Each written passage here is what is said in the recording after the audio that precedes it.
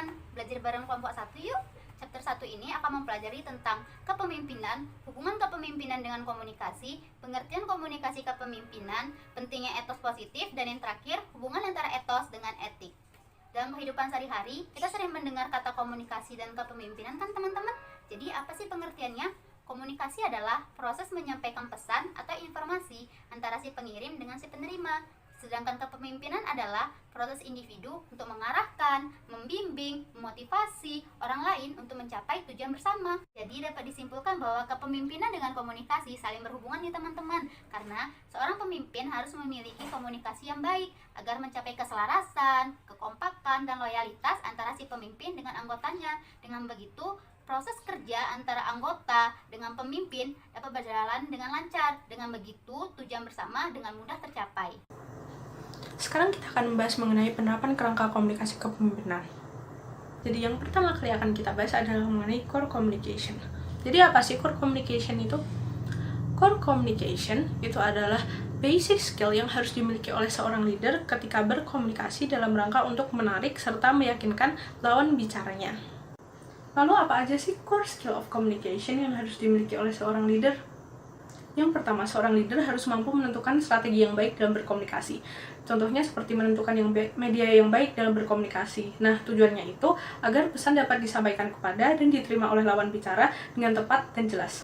Yang kedua, seorang pemimpin juga harus mampu untuk aware terhadap situasi dan reaksi dari orang-orang di sekitar dia ketika mendengar pembicaraan yang ia lakukan, baik itu secara individu, satu lawan satu, ataupun dalam suatu kelompok kerja. Lalu yang ketiga, seorang pemimpin juga harus memiliki kemampuan menulis yang baik.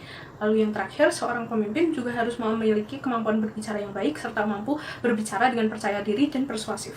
Setelah seorang pemimpin menguasai core skill of communication mereka, maka yang harus mereka lakukan selanjutnya adalah untuk memimpin organisasi mereka secara efektif dan efisien.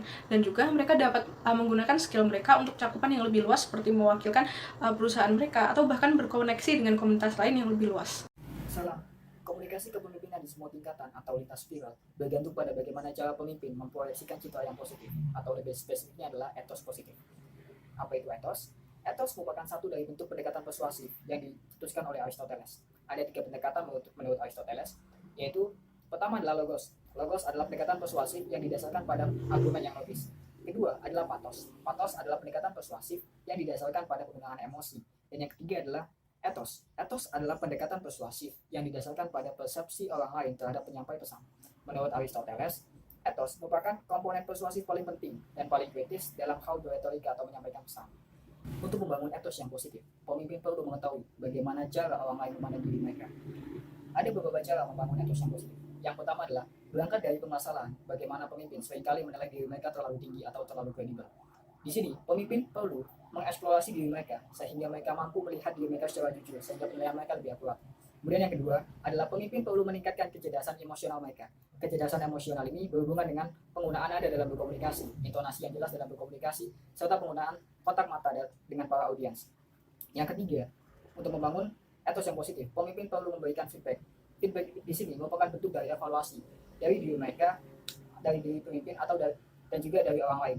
Di sini feedback tersebut membantu pemimpin untuk memahami sinyal-sinyal dari para audiens. Dan yang keempat adalah pemimpin perlu meningkatkan kemampuan yang terkait dengan etos. Di sini yang berhubungan dengan etos positif adalah peningkatan reputasi, peningkatan komunikasi yang baik, kemudian peningkatan keahlian, dan juga yang terakhir adalah peningkatan kepercayaan diri.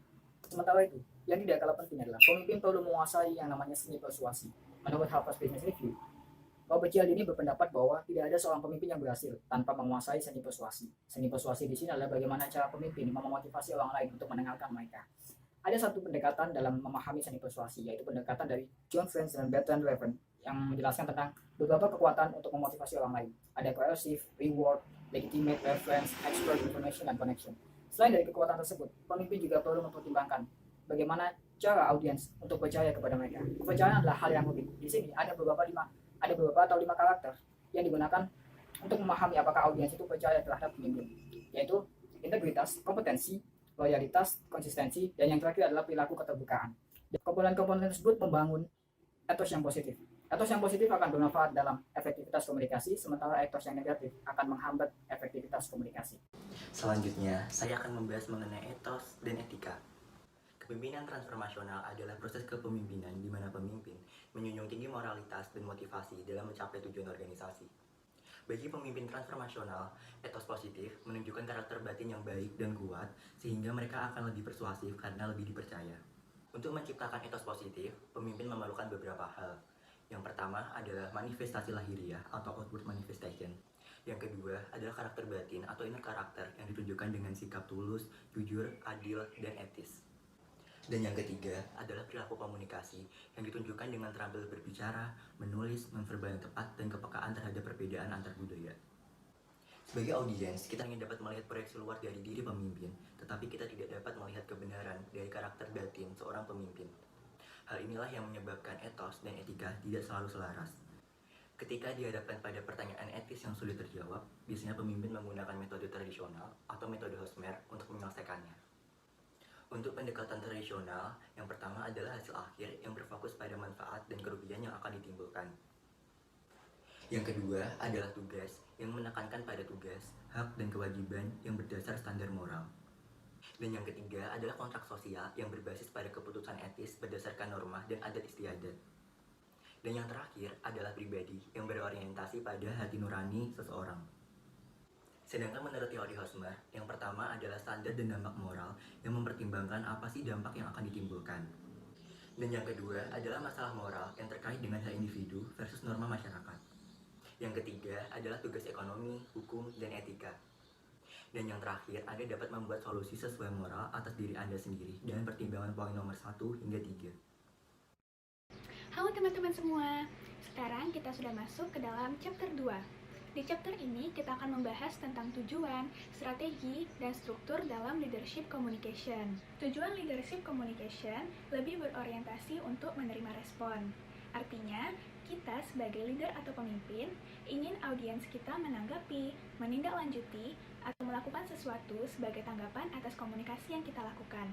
Nah, bagaimana caranya sih supaya tanggapan audiens sesuai dengan harapan kita? Yaitu dengan menetapkan tujuan yang sangat jelas untuk setiap aktivitas ekonomi yang kita lakukan.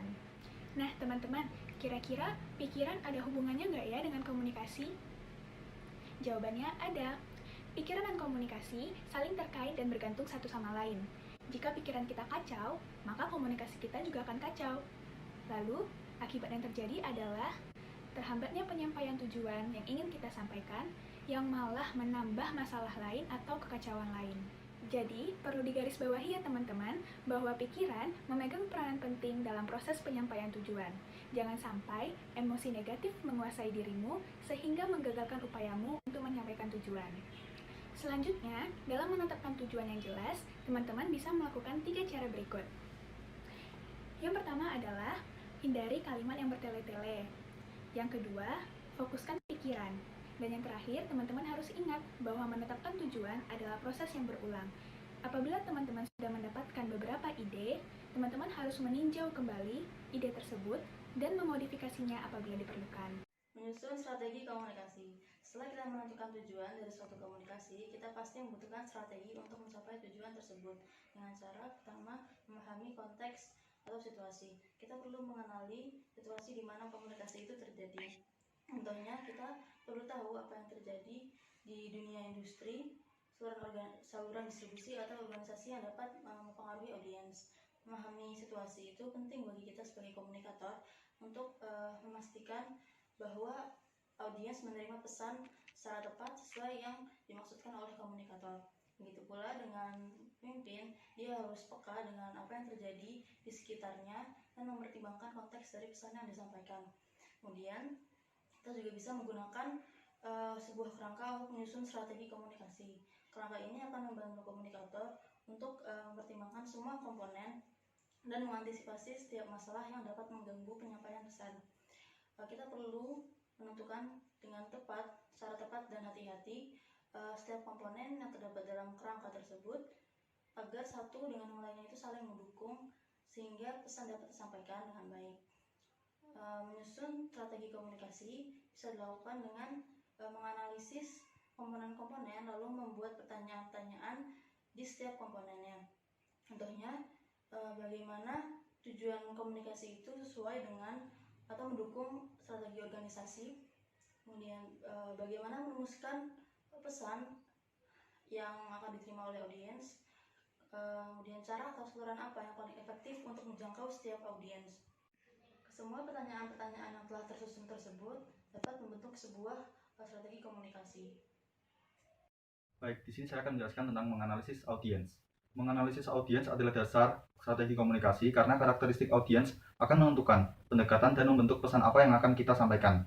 Lalu, audiens adalah fondasi di mana semua komponen lain dalam kerangka itu bersandar.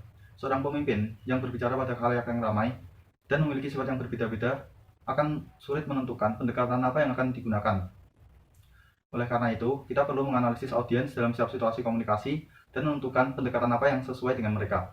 Terdapat 4 pendekatan. Pendekatan yang pertama yaitu dengan keahlian atau komunitas praktik. Komunitas praktik sendiri adalah kelompok yang memiliki minat yang sama atau basis pengetahuan yang sama dan sering berinteraksi. Sehingga ketika kita berkomunikasi dengan kelompok yang sama, kita bisa menggunakan bahasa dan kosakata yang sama. Contohnya pada lingkungan universitas, yang mewakili komunitas praktik adalah departemen. Yang kedua adalah dengan gaya pengambilan keputusan. Kita harus mencoba dari sudut pandang penonton, menganggap sikap kita seperti apa yang perlu mereka dengar untuk setuju dengan pendapat yang kita sampaikan atau pesan yang kita sampaikan. Apakah dengan kita bergaya karismatik akan membuat mereka akan setuju ataukah tidak. Jadi kita perlu memikirkannya untuk memilih gaya yang cocok untuk kita lakukan. Ada yang ketiga, yaitu dengan media. Kita harus mempertimbangkan ekspektasi audiens untuk berkomunikasi berdasarkan media apa yang mereka gunakan untuk menerima komunikasi tersebut. Seperti misalnya, audiens lebih tertarik dengan menggunakan Twitter. Maka kita harus menyediakan akun Twitter organisasi dan berinteraksi melalui media tersebut. Lalu yang terakhir, yaitu yang keempat, menurut konteks organisasi. Di sini kita harus bisa menyesuaikan dengan organisasi seperti apa kita berkomunikasi, sehingga dapat menentukan apakah kita akan berkomunikasi dengan sederhana ataupun dengan kompleks. Organizing communication effectively. Untuk mengatur komunikasi dengan audiens, kita harus memilih struktur terbaik dalam berkomunikasi. Kita dapat menggunakan skema, kerangka, atau grafis lainnya untuk menyusun pemikiran dan ide-ide. Struktur yang digunakan tergantung pada tujuan, pesan, media, dan audiens. Biasanya, komunikasi diawali dengan tujuan atau pesan utama dan dilanjutkan dengan argumen dan informasi-informasi tambahan. Argumen yang disampaikan harus jelas dan logis agar siapapun dapat memahaminya. Terdapat berbagai metode untuk mengorganisasi atau menyusun komunikasi, yaitu deduksi, induksi, kronologis, sebab akibat, perbandingan kontras, masalah solusi, dan spasial. Struktur yang sering digunakan dalam berkomunikasi yaitu induksi atau deduksi. Deduksi diawali dengan pernyataan umum, lalu diikuti dengan fakta yang mendukung pernyataan umum tersebut. Sedangkan induksi diawali dengan fakta, lalu membangun argumen, dan diakhiri dengan kesimpulan. Untuk menyusun struktur dapat juga digunakan The Pyramid Principle. Prinsip ini terdiri dari pemikiran tunggal atau kesimpulan dan dilanjutkan dengan berbagai tingkat argumen pendukung. Gagasan pada setiap tingkat harus merangkum gagasan yang dikelompokkan di bawahnya, dan gagasan-gagasan tersebut haruslah logis dan jelas. Prinsip ini sangat membantu dalam memastikan bahwa argumen yang kita gunakan sudah logis, lengkap, dan efektif. Selain itu, kita juga dapat menggunakan storyboard. Storyboard merupakan media yang digunakan untuk menyampaikan ide atau gagasan kepada orang lain dalam bentuk gambar. Storyboard digunakan untuk menarik audiens dan agar audiens lebih mudah dalam memahami alur cerita. Halo teman-teman, aku Karina Permata. Aku bakal jelasin ke kalian bagaimana caranya mendapatkan etos kerja yang positif melalui intonasi dan gaya. Mungkin kadang teman-teman juga mikir gini, kenapa ya waktu aku presentasi di depan gak banyak yang dengerin aku? Atau kenapa ya waktu aku ngomong sama orang tapi dia gak ngerti apa yang aku katain? Nah, tanpa kita sadari, nada, intonasi, dan style kita dalam menyampaikan pesan itu sangat mempengaruhi keberhasilan pesan tersebut dan bagaimana kita mengilhami orang agar percaya dengan apa yang sedang kita katakan. Nah, sangat penting juga untuk kita mempelajari bagaimana caranya menyampaikan pesan dengan jelas dan tajam tanpa terdengar kasar dan keras. Nah, nada dan gaya bicara tadi bukan hanya dipakai saat berbicara secara lisan loh teman-teman. Saat kita menyampaikan pesan secara tertulis, kita juga harus memperhatikan komponen-komponen tadi agar kita mencapai atas kerja yang positif. Saya akan menghubungkan pelajaran kita kali ini dengan kondisi pandemi saat ini. Nah, di kondisi pandemi saat ini banyak sekali pesan yang disampaikan melalui media sosial, email, WhatsApp, Telegram, maupun Line dan lain-lainnya. Nah, banyak dan sering kali terjadi miskomunikasi antara individu satu dengan individu lainnya karena tidak diterapkannya konsep, nada, intonasi, dan gaya pembicaraan ini di dalam pesan tersebut. Akhirnya, pesan tersebut menjadi terdengar negatif. Nah, jadi sebenarnya apa sih yang harus kita lakuin untuk mengantisipasi miskomunikasi baik secara lisan maupun tulisan? Pertama, sebelum kalian mengirimkan pesan, baca ulang dan cermati apa yang telah kalian tulis, lalu minta orang lain untuk mengkritik apa yang telah Anda tulis. Karena semakin baik kita mengantisipasi respon orang, maka semakin baik pula pesan itu akan tersampaikan. Terakhir, untuk mengantisipasi miskomunikasi dalam berbicara, tanyakan 3 hal ini sebelum kalian mengatakan sesuatu kepada orang atau menuliskan sesuatu kepada orang. Yang pertama, apakah ada keyakinan dalam nada suara saya? Yang kedua, apakah saya membuat etos yang positif? Dan yang terakhir, apakah orang ingin membaca apa yang saya tulis atau apakah orang ingin mendengarkan apa yang saya katakan? That's it. Good luck, guys. Ada 4 tujuan utama dalam kita berkomunikasi. Yang pertama itu untuk menginformasikan, kemudian untuk melibatkan, kemudian untuk menginstruksikan, sama yang terakhir itu untuk menginfluence atau mempengaruhi. Nah, kita sebagai pemimpin itu diharapkan bisa menginfluence atau mempengaruhi audiens kita. Gimana sih caranya biar kita bisa berkomunikasi singkat dan efisien tapi tidak kehilangan makna yang ingin kita sampaikan? Yang pertama, latih pola pikir kritis kita dulu, mulai dari baca berita setiap hari, lalu membaca buku kemudian dirangkum, atau bisa juga dengan menonton TikTok di YouTube. Nah, tapi kita tidak bisa sembarangan meningkat pesan yang ingin kita sampaikan. Kita harus memperhatikan pemahaman audiens dan ekspektasi audiens terhadap kita itu seperti apa.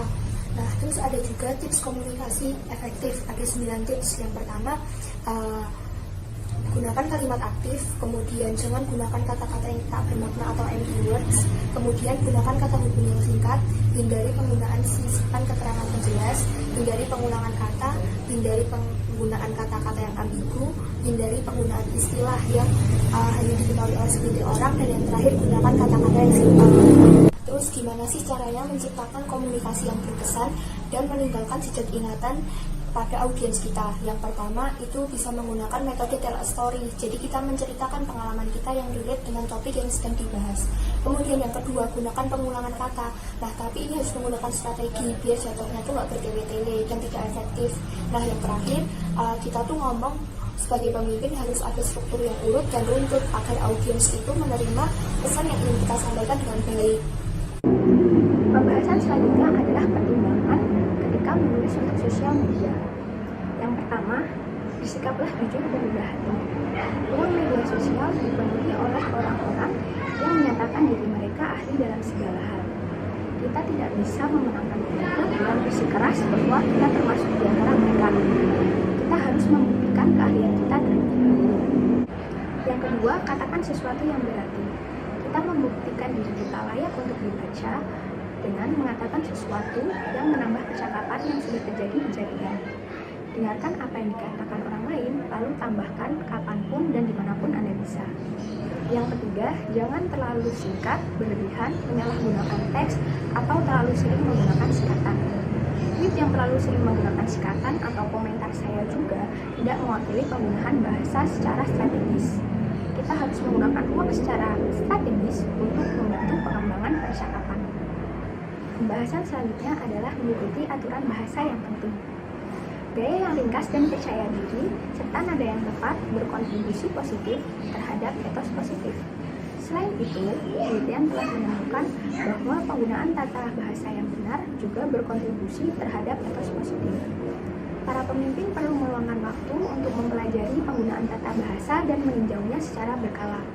Di Indonesia, kita bisa mempelajarinya melalui buku Ejaan Bahasa Indonesia atau EBI. Meskipun kita harus berusaha menghindari semua kesalahan dalam penggunaan tata bahasa, terdapat beberapa hal yang perlu perhatian khusus karena inilah yang mengganggu kebanyakan orang. Yang pertama, konfusi kalimat. Yang kedua, tanda baca. Yang ketiga, penyalahgunaan kata ganti. Yang keempat, ejaan atau kata yang salah. 5. Penulisan kata depan dan ulangan. Sekarang saya akan menjelaskan mengenai editing dan proofreading. Nah, ketika kita menulis sebuah dokumen, terkadang sangat mungkin terjadi kesalahan. Makanya kita perlu melakukan yang namanya editing dan proofreading untuk menghindari kesalahan tersebut. Nah, editing dan proofreading ini sebenarnya sama-sama merupakan teknik untuk mengkoreksi suatu dokumen. Namun, bedanya adalah aspek yang kita koreksi. Nah, tahap pertama yang harus kita lakukan untuk mengkoreksi error pada sebuah dokumen itu adalah melakukan proses editing. Nah, di proses editing ini kita mengkoreksi mengenai surface error yang terjadi di dokumen. Nah, surface error itu seperti apa sih? Seperti misspelling, kesalahan pengetikan, lalu kesalahan penggunaan tanda baca, kemudian juga kesalahan penggunaan diksi. Itu kita lakukan proses koreksinya di tahap editing. Kemudian setelah kita melakukan proses koreksi di tahap editing, kita melakukan yang namanya proofreading.